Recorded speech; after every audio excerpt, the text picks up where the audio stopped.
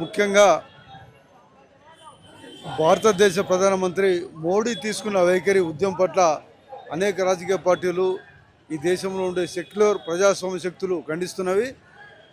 యుద్ధానికి ముందు భారతదేశ ప్రధాని మోడీ ఇజ్రాయెల్కు వెళ్ళి ఇజ్రాయెల్ ప్రధానమంత్రి బెంజమిన్ నెతన్యాహుతో అతని ఆలింగనం చేసుకోవడమే ఈ భారత ప్రజలు రుచించడం లేదు. భారతదేశం అనాది కాలంగా అలీనోద్యమాన్ని పాటిస్తూ అనేక శాంతి ఉద్యమాల్లో భాగస్వామిగా ఉన్నది. భారతదేశ విదేశాంగ విధానంలో ఇంతటి దీన చరిత్ర, ఇంతటి ఒక సామ్రాజ్యవాద విధానాలకు ఒక మద్దతు పలికే చరిత్ర గతంలో ఎన్నడూ లేదు.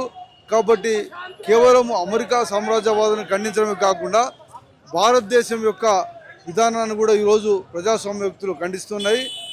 ఈ యుద్ధం అనేది ఏ కారణం లేకుండా సామాన్య ప్రజల యొక్క బతుకులను బుగ్గి చేసేదిగా, ముఖ్యంగా అమెరికా సామ్రాజ్యవాద దేశాలు ఆయుధాలను అమ్ముకునే ఒక చర్యగా భావిస్తున్నారు తప్ప ఏ ప్రజా ప్రయోజనం లేదు. గతంలో రెండో ప్రపంచ యుద్ధంలో వచ్చినప్పుడు ఫాసిస్ట్ దేశాలను సామ్యవాద దేశాలు అడ్డుకున్న యుద్ధం చేసినాయంటే దానికి అర్థం ఉంది. కానీ ఇప్పుడు ఎలాంటి ప్రయోజనాలు లేకుండా కేవలం అమెరికా ప్రయోజనాల కొరకే యుద్ధం జరుగుతున్నది.